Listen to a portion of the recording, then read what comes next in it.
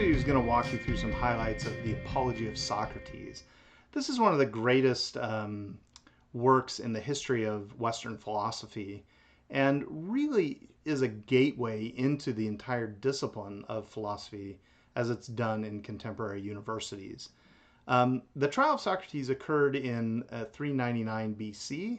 This is almost 2,400 years ago. This is a long time ago in a culture very different from ours, in a language and religion, political system very different than ours. So this is really kind of hard to get your mind around in terms of it's not familiar to us. But Socrates was accused of, well, being a critical thinker. He was accused of denying the gods of the state and also of corrupting the youth of the state. Now, those were serious charges, both of which carried the death penalty. So Socrates had a lot of enemies, and they made these trumped up charges against him, put him on trial, and then convicted him wrongfully, and then put him to death. So this is why it's hard to get people to be philosopher or major in philosophy today. Because we say, well, be like Socrates. Well, okay, what happened to him? Did he get a good job after he graduated? Actually, no, he was executed wrongfully and put on trial, hated, slandered, and impoverished. So please sign here to be a philosophy major.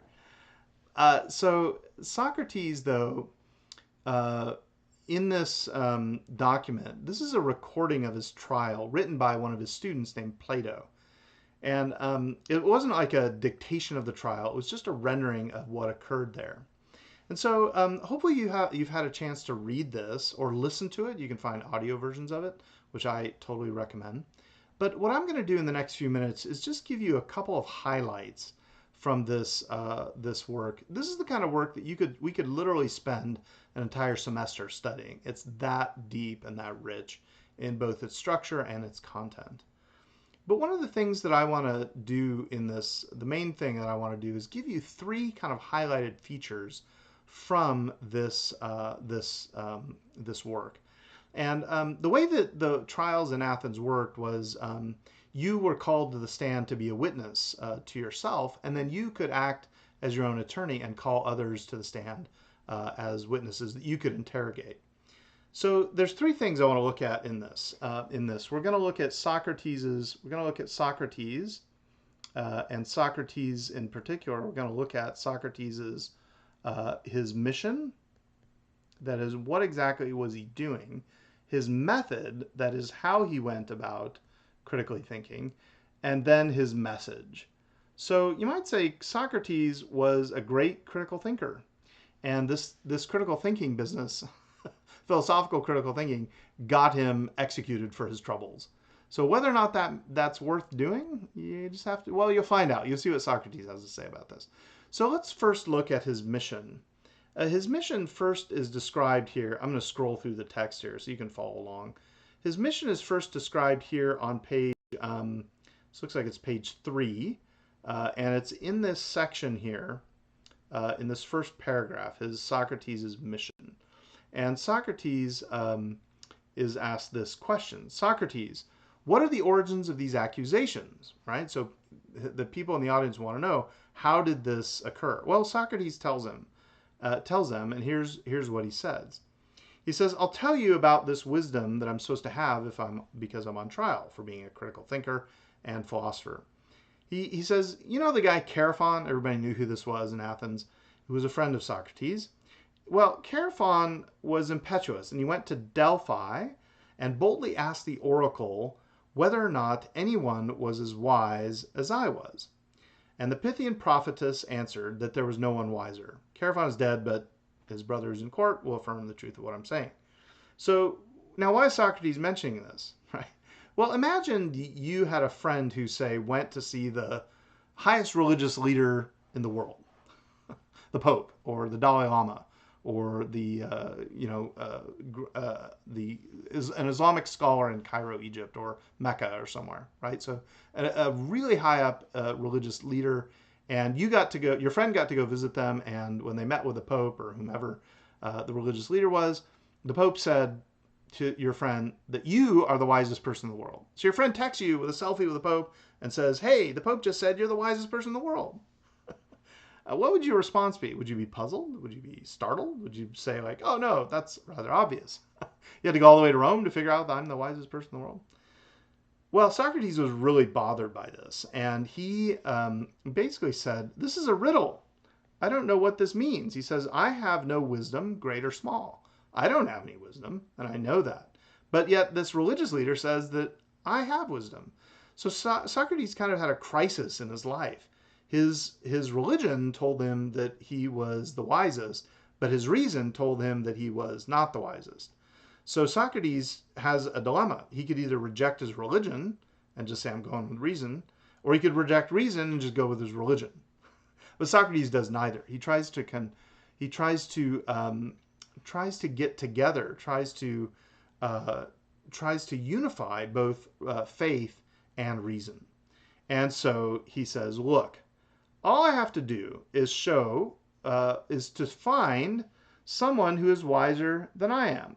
And then I could go to the God and say, I found someone wiser than I am. You, divine prophetess, are mistaken. So that's what Socrates sets out to do. Socrates' mission is to find wisdom. Socrates' mission, his mission is to find wisdom. Socrates goes out and look for it. So here's what he does. He starts with famous people in Athens. He goes to three different kinds of people. He goes to politicians, he goes to artisans, and he goes to the poets. These are like the three dominant industries in Athens. In our day, this would be like the media, business, and politics. The media, business, and politics, right? So you might think like Facebook and Congress and Hollywood, the top A-list Hollywood producers and actors. Those are the people that Socrates went to. Well, here's what happened when he first talked to the first politician who claimed to have wisdom.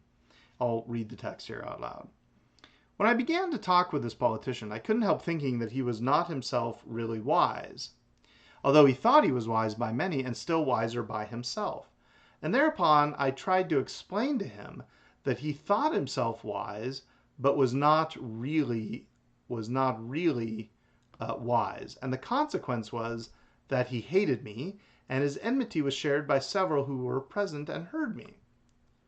Okay, so Socrates basically goes to a guy who everybody thinks is really smart and just asks him some basic questions, and he shows in front of all this guy's entourage that he's not all that smart. So what happened? They hated him. That he hated me. And his enmity was shared by everyone else who was present. So Socrates is looking for wisdom and finds someone who's wise, interrogates him, talks to him, questions him, and it turns out the guy who claimed to be wise wasn't wise.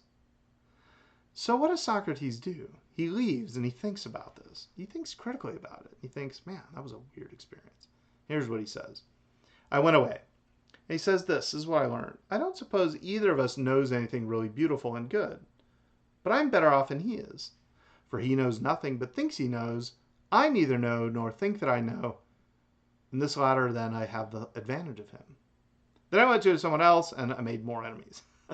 But look at what Socrates did here on his mission. What did he do on his mission? He looked for wisdom. But what did he learn? Let's just call this first person Socrates. That's the person we're talking about here.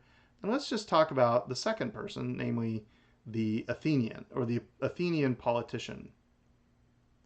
The Athenian politician. And on the one hand, Socrates says, I don't know. I don't know. I don't know anything. And he knows that the politician doesn't know either. This politician, the Athenian, does not know either. So neither of them know anything. Neither of them have wisdom. But what does Socrates have that the Athenian doesn't? Socrates knows. What does Socrates know? Socrates knows that he does not know.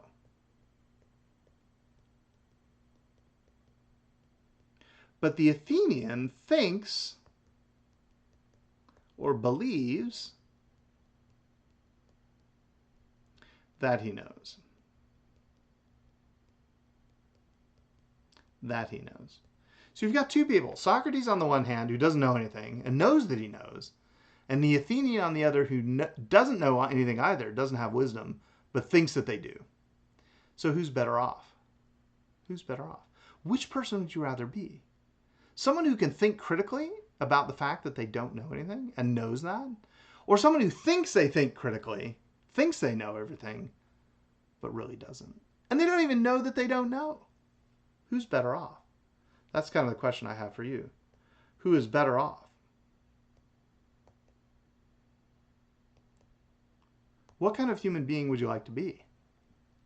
Is ignorance bliss? Is ignorance bliss?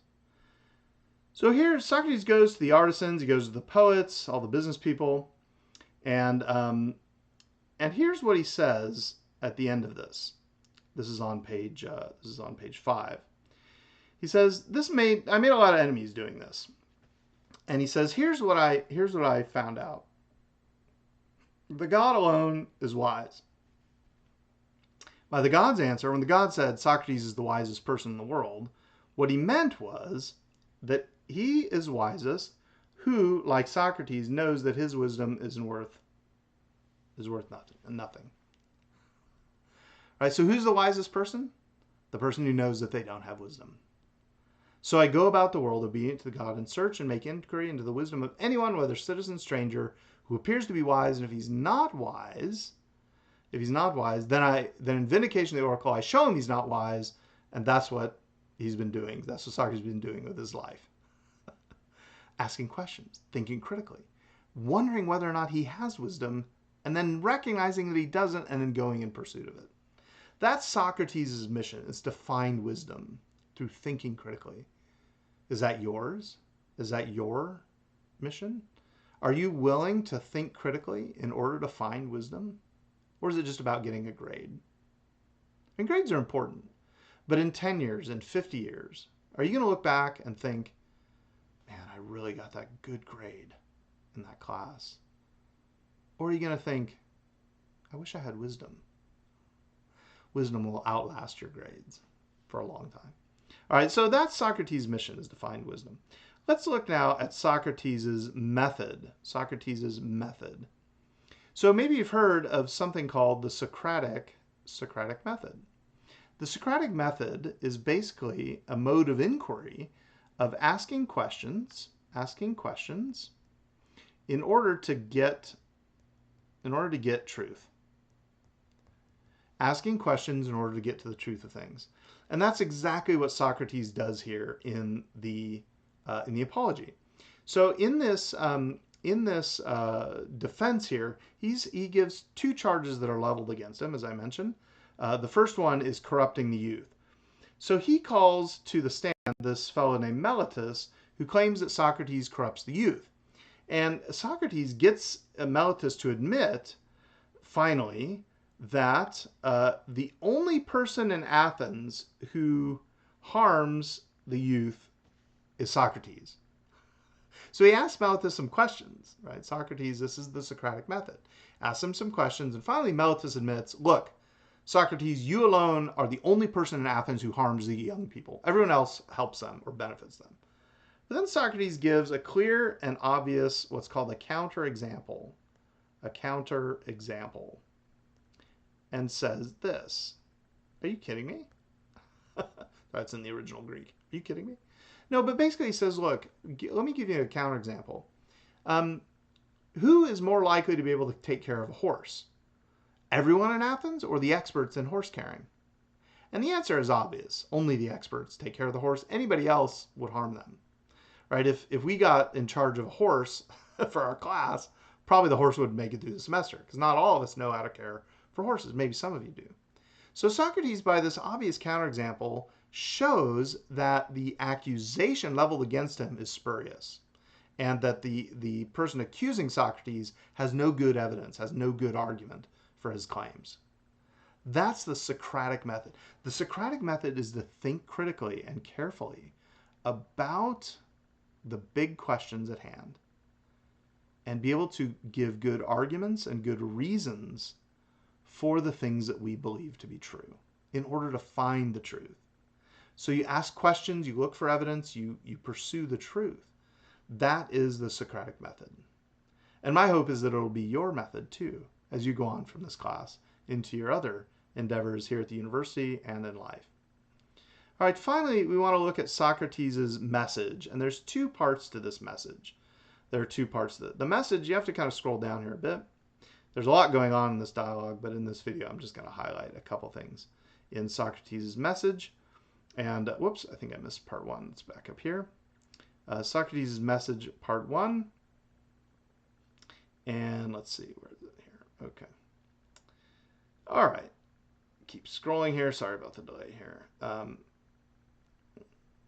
Where'd it go? Okay, here it is. This is part, I think I labeled this wrong. This is the message to Athens part one. Okay, message part one. It occurs on page 10 here. And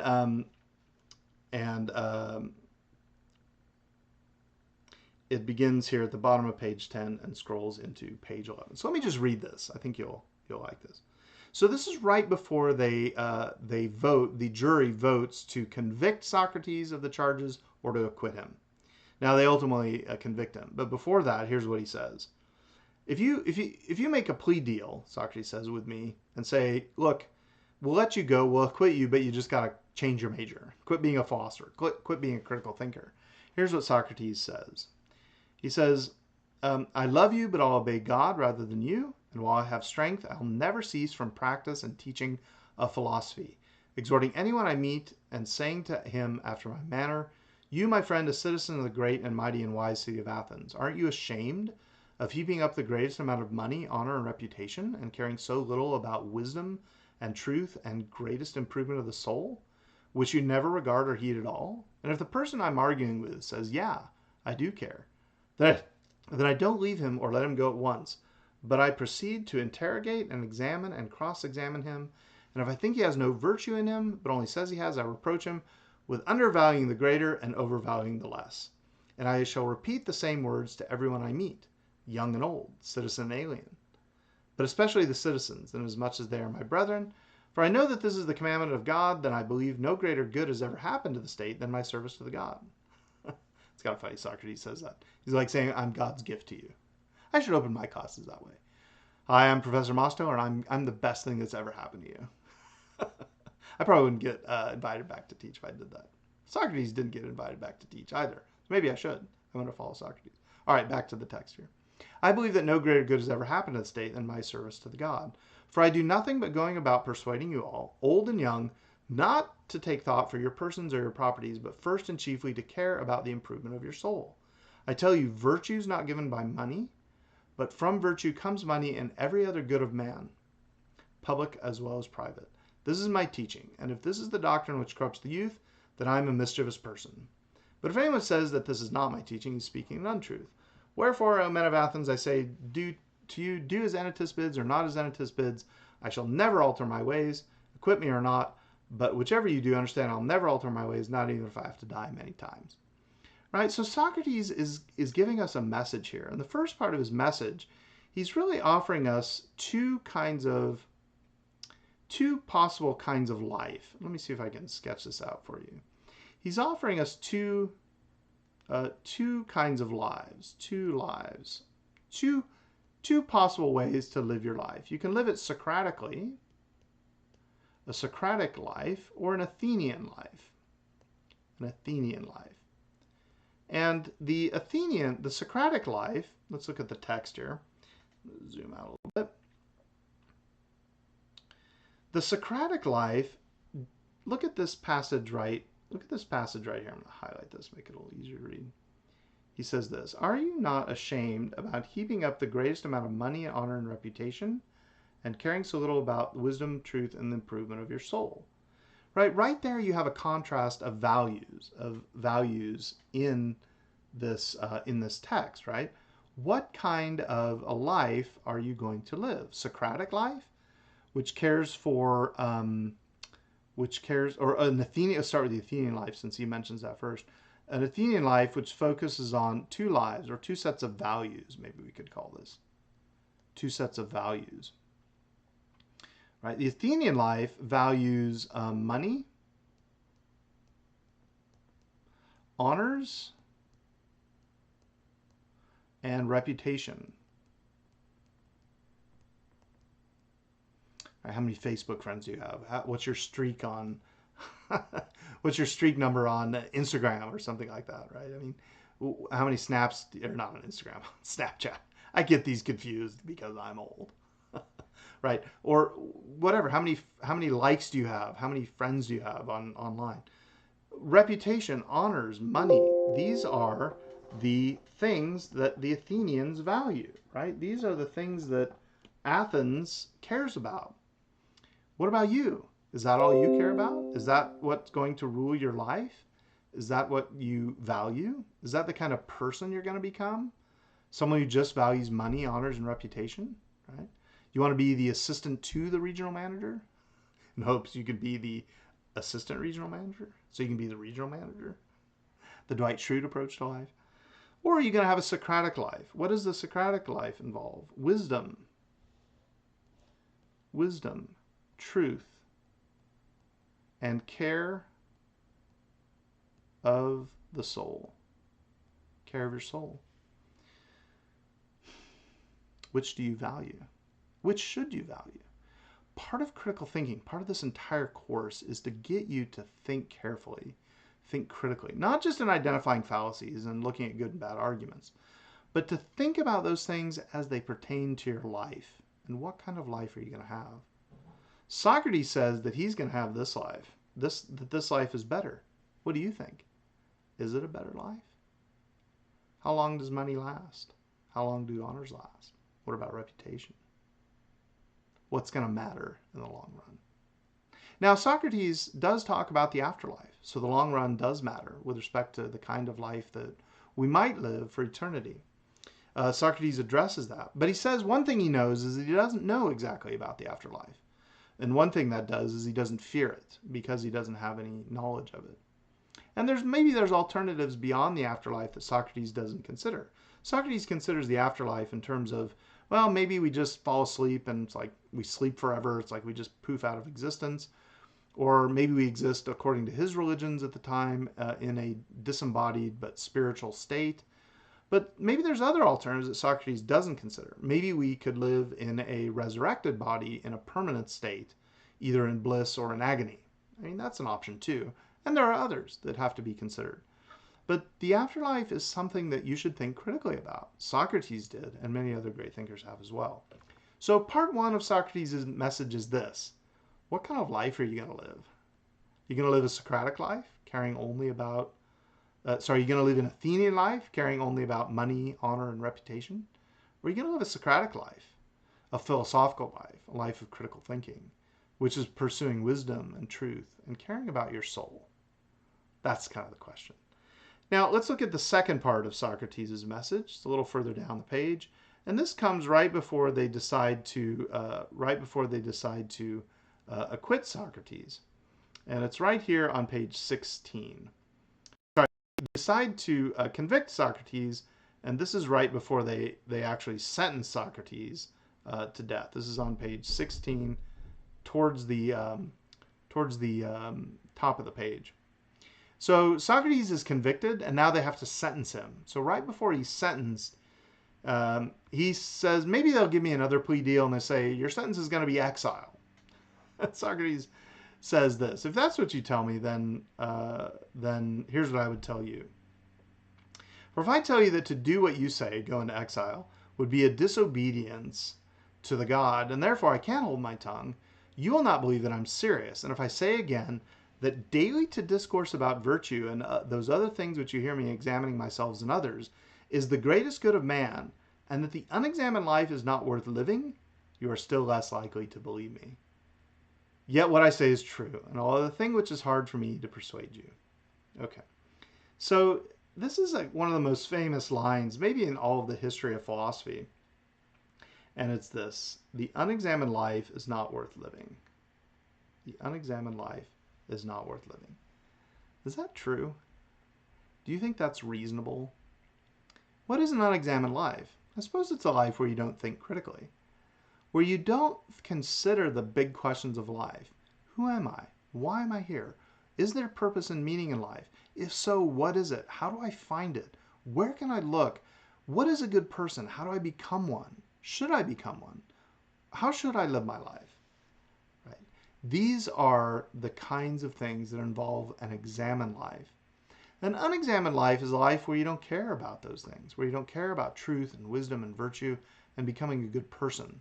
That's an unexamined life. And Socrates says, that kind of life, that's not even worth living for me. So what kind of life is worth living? A Socratic life or an Athenian life? A life of critical thinking?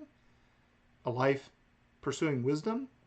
Or a life where you just go with the flow, where you just take things at face value, kind of go with what the majority says, don't question anything? What kind of life is worth living? Socrates thought that the unexamined life was not even worth living. In fact, he thought it wasn't even a human life at all. Because human beings are made to think, and to think about the most important things that we can think about. So we'll end with this. Socrates' last words here. He says this: the hour of departure has arrived, we go our ways. I to die, you to live. Which is better, God alone knows. All right, thanks for your time and attention. I hope that you enjoyed the Apology of Socrates, and keep thinking critically.